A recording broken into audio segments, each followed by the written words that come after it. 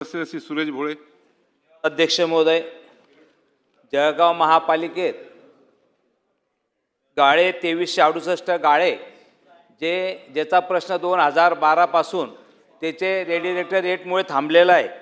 या माध्यमातून आपल्या माध्यमातून मी शासनाकडे लक्ष वेधू इच्छितो की आदरणीय मुख्यमंत्री साहेबांनी सूचना केल्यानंतरही मला वाटतं त्याची अंमलबजावणी झाली नाही, तर ती अंमलबजावणी लवकर व्हावी आणि 2368 गाळ्याच्या व्यापाऱ्यांना न्याय मिळावा ही एक विनंती आहे.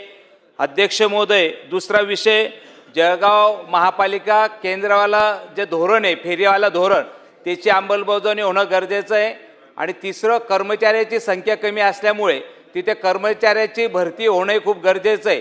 अध्यक्ष महोदय, या सर्व 2368 गाळेधारक 2012 पासून हा प्रश्न प्रलंबित असल्यामुळे मला वाटतं शासनाकडे त्यांची अपेक्षा आहे की ज्या वेळेला मुख्यमंत्री साहेब असतील, उपमुख्यमंत्री साहेब आले त्यावेळेला आपण त्यांना प्रत्येक निवडणुकीला आश्वासन दिलं की तुमचं 100% काम होईल.